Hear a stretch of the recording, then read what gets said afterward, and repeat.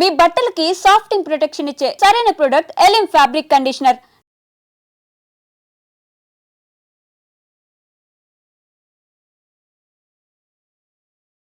నయం వచ్చిండు, అసలు పోలీసులు రాలే, మళ్ళా నయం వచ్చింది. వచ్చేసి మేము ఇద్దరం ఒకటే సైజు ఉన్నాం సార్, చిన్నగా ఉన్నాం మేము. ఒక హైట్ లేము, లావు లేము, వానికి అంత క్యాజువల్ చేయడానికి పోయిన నయం. ఇట్లా చెయ్యి దగ్గరకు వచ్చేసింది సార్. కార్లోంచి దిగి చెయ్యి దగ్గర పెట్టాడు. చెలో తీసి చెట్లలో దుంకి ఏకే లోడ్ చేసినాం. వెళ్ళిపోయిన పని. అక్కడ నుంచి ఆ ఏపీటి వదిలేసినాం. వచ్చి ఇది జరిగిందని చెప్పి వచ్చిన తర్వాత ఇంకా దీనికి మనం ప్రతీకారం ఏదైనా దాడి చేయాలని చెప్పేసి ప్రకాశం జిల్లాలో పోలీసులు కుమ్మింగ్కి వచ్చారు. కుమ్మింగ్కి వచ్చి ఆగిన తర్వాత అక్కడ దాడి చేయాలి. ఫస్ట్ రాకెట్ లాంచర్, అదే ఫస్ట్ ఇప్పుడు దొరికిన రాకెట్ లాంచర్ మావోయిస్టుల కాడ మనకు 2005లో దొరికిన రాకెట్ లాంచర్ ఫస్ట్ వాళ్ళ మీద దాడి ఉపయోగించినాం. దాన్ని పేలలేదు. పేలకపోతే గ్యానెల్ వేసి ఫైరింగ్ చేసి వెళ్ళి వచ్చేసినాం. ఎందుకంటే మనం ఏమనకపోతే మన మీద దాడులు జరుగుతాయి. ఎంతసేపు ఉన్నా మనం ఎక్కడికక్కడ అడ్డుకోవాలి. దాడులు అనేది మనం ప్రతి దాడి చేస్తేనే దీనికి డిఫెన్స్లోకి వెళ్ళిపోతాడు. లేకపోతే మనం చేయకపోతే డిఫెన్స్లోకి వెళ్ళిపోవడం అనేది క్యాంపెనింగ్ తీసుకున్నాం. తీసుకొని అక్కడ ఆడ చేసిన తర్వాత మళ్ళా ఎర్రగొండపాలెం పోలీస్ స్టేషన్ మీద ఫైరింగ్ చేసి అక్కడ నుంచి వచ్చేసి మన బోరాపూర్ దగ్గర క్యాంపుపై ఇద్దరమే, కిరణ్ నేనంటేనే ఇద్దరం పని మీద పోయి వాడు క్యాంప్ వేసిండు.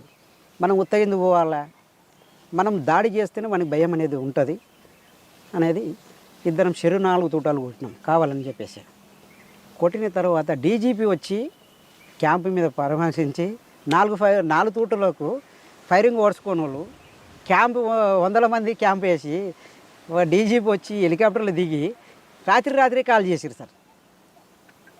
అంటే నువ్వు కొమ్మికి వచ్చినవి అక్కడ ఉన్న చెంచులని రకరకాలుగా ఇబ్బంది పెట్టారు సార్. ఆ నైటు చెంచోలని 3 పెంటల చెంచోలని అడ్డం పెట్టుకుని పడుకున్నాడు.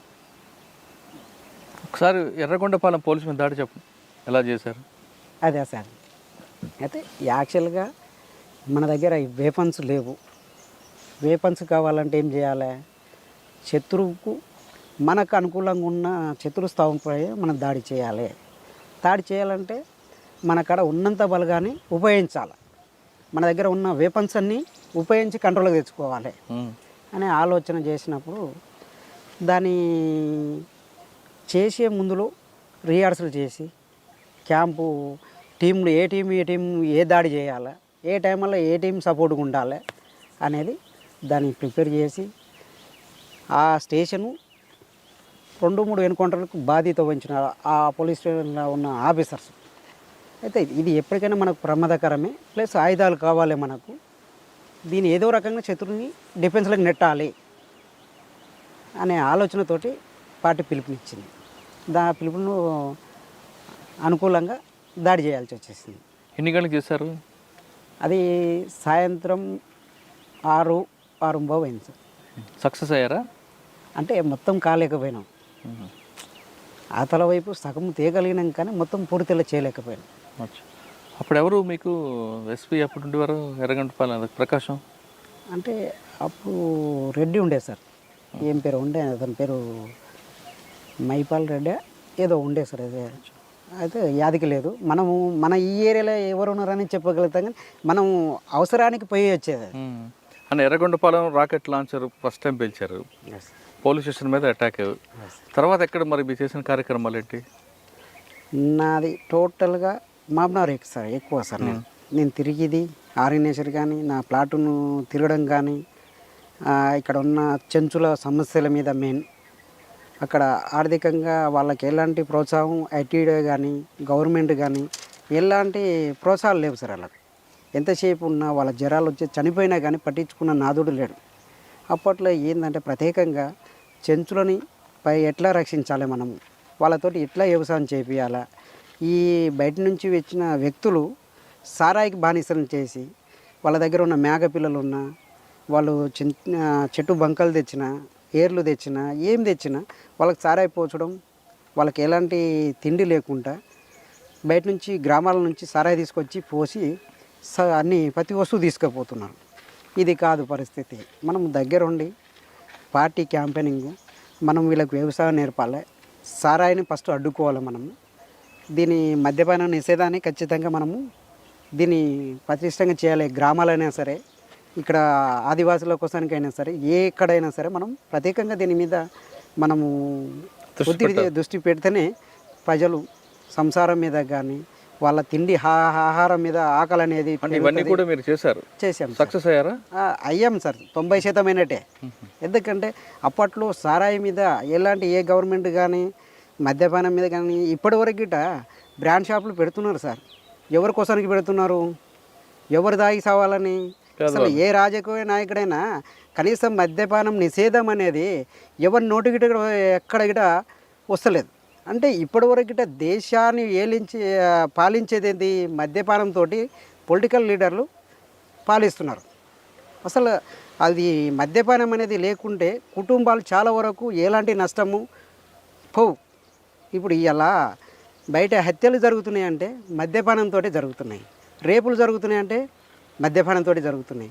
డ్రగ్స్ ఏది గంజాయి వస్తుంది, బయట నుంచి అది డ్రగ్స్ వస్తుంది.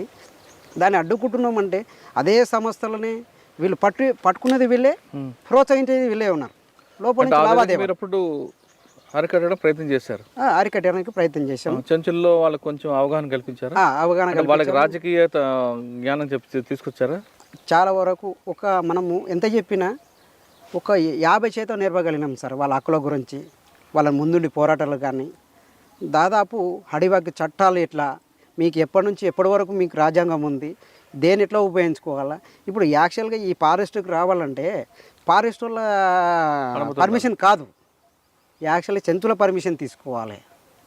చెంచులకు ఉన్న హక్కులు అప్పట్లో ఉన్న రాజ్యాంగ ప్రకారంగా పోతే జీవో ఫారెస్ట్లకు ఎంటర్ కావాలంటే మంత్రి కానీ గవర్నర్ కావాలన్నా కానీ వాళ్ళ పర్మిషన్ తీసుకోవాలా. ఇవాళ ఎక్కడ ఉంది పర్మిషను? అధికారుల చేతిలోకి వెళ్ళిపోయింది తప్ప వాళ్ళ హక్కులని ఎవరికంటే ఇప్పటివరకు ప్రశ్నించే వాళ్ళే లేకుండా పోయారు. ఇప్పుడు మీరు అప్పుడు చేసిన కార్యక్రమాలు చేశారు, బయటకు వచ్చారు కదా. అవును సార్. ఇప్పుడు మీరు చేసిన కార్యక్రమాలకు అభివృద్ధి చెందిన ఒక గ్రామం ఇప్పటికైనా ఉందా? ఉన్నాయి సార్, సాధ్యమైనంత వరకు. ఇప్పుడు పొడి భూమి అనేది దాదాపు ఈ ఏరియాలో ఒక 10-15 వేల ఎకరాలు ఇప్పుడు రైతులు చేసుకొని బతుకుతున్నారు. కానీ ఇప్పుడు ఏమైంది, ఫారెస్ట్ వాళ్ళు పట్టాలు ఇవ్వకుండా సతాయిస్తున్నారు. పొడి భూములకు గవర్నమెంట్ పట్టాలు ఇస్తున్నది, కాకపోతే ఆ భూమి చేసుకొని బతకగలుగుతారు కానీ వాళ్ళకు ఉపయోగపడలేకపోతుంది. ఓకే, మొత్తంగా అన్న ఇప్పుడు ప్రజల కోసం కార్యక్రమాలు చేపట్టారు. మీరు చేసిన దాడుల గురించి చెప్పండి ఒకసారి. తప్పని పరిస్థితుల్లో అచ్చంపేట పోలీస్ స్టేషన్ ఒకటి సార్, అది ముక్తయ్య గారు అని సిఐ ఉండే ఒక ఆయన. ఎంతసేపు ఉన్నా దళాన్ని కొట్టేస్తున్నాం, ఇంకా 2 రోజుల 3 రోజుల అచ్చంపేట దళం వెళ్ళిపోతుంది, ప్లాటును కొట్టేస్తున్నాం, అయిపోయి అంటే వాస్తవానికి మా వాళ్ళు గిట దాడులకు పోయిర్రు, ఫెయిల్ అయినాయి. వాడు ఇంకా దానికి ఆఫీసర్ గారు ఏం చేశారంటే వీళ్ళు చేయలేరనే ఓపుకొచ్చేసారు. మేమేం చేసినాం, ఇలా ప్రకటించి రేపే కొట్టేసి చెప్పి కొట్టారా? చెప్పి ప్రకటించి కొట్టాను. ఇంకొకటి ఎలా చేశారు అంటే ఏకేలు 2 తీసుకొని ఎట్టన చేసి ఈ యాక్షన్కి కొట్టాలి, దళాన్ని కొడతా అని చెప్పేసి ఒకటే ప్రకటిస్తున్నాడు. ప్రజలలో మనోభావాలు దెబ్బతింటున్నాయి. ఆఫీసర్ని బెదిరించి మనల పార్టీని బెదిరిస్తూ పార్టీకి సహకరించకుండా పబ్లిక్ మీద ప్రెషర్ చేయగలుగుతున్నాడు. మనం ప్రజల దగ్గరికి వెళ్ళి దాన్ని అర్థం చేయాలి లేకపోతున్నాము. ఏంటి జాబు తన కోసానికి తన కుటుంబ కోసానికి చేస్తుడే ఛాలెంజ్ చేస్తున్నాడు. మనం ప్రజల పక్షాన చేస్తున్నప్పుడు దీన్ని ఛాలెంజ్ తీసుకోకపోతే కరెక్ట్ పొజిషన్ కాదనేది పార్టీ నిర్ణయించింది. చలో ఎవరెవరు పోవాలా, ఈ వ్యక్తి పోవాలా, నువ్వేం చేస్తావు నాకు తెలియదు, పార్టీ బాధ్యత నువ్వు చేయాలి అని చెప్పేసి అప్పచెప్పింది.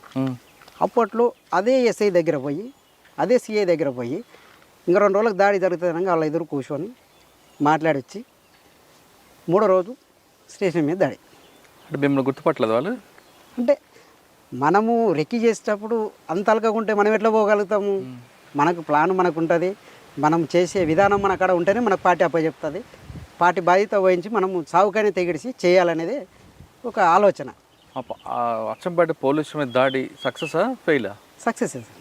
అంటే మనం దాడి స్టేషన్ మీద చేయలేదు, బయట ఉన్న ఆఫీసర్ల మీద కొట్టాలి, ఏదో ఒకటి అచ్చంపేట పోలీస్ స్టేషన్ మీద మనము కొట్టాలి అన్నప్పుడు మనము సివిల్లో ఉన్నారు వాళ్ళు. ఆడికి బ్రష్లో పెట్టి కొడితే ముగ్గురు పడిపోయారు. ఓకే, తర్వాత ఆ తర్వాత సంతోష్ని, మా గురువు అయిన సంతోష్ని ఈ యాక్షన్కు వాళ్ళు అడ్డం పెట్టుకొని అతన్ని ఛత్తీస్గఢ్ పోవాలి. ఛత్తీస్గఢ్ పోతున్న క్రమంలో వాళ్ళ భార్య వాళ్ళ కుటుంబాన్ని కలవనీక ఏర్పాట్లు చేసుకొని పోయేటప్పుడు అక్కడ ఉన్న కోవట్లు దాన్ని సంబంధించి తోలుకుపోతున్నప్పుడు ఇతను పట్టియాలని ఒప్పందం చేసుకున్న వ్యక్తులు రకరకాలుగా ఇబ్బందులు పెట్టి పట్టించిన తర్వాత మళ్ళా పార్టీ ఒక క్యాంపెయిన్ తీసుకుంది. కాంగ్రెస్ కార్యకర్తలని, మెయిన్ లీడర్లను ఎవరినైనా కొట్టాలి మనము అన్నప్పుడు మళ్ళీ అచ్చంపేట దగ్గర పొయ్యి వచ్చారు మా వాళ్ళు. ఫెయిల్ అయిన తర్వాత మళ్ళీ దాన్నే మళ్ళీ ప్రయత్నించినాం. ఎవరు అవతల బాధ్యతలు? అవతల కాంగ్రెస్ కార్యకర్త, ఈతల పార్టీ బాధ్యత మనం ఊహించినాం. కాంగ్రెస్ పార్టీ కార్యకర్త.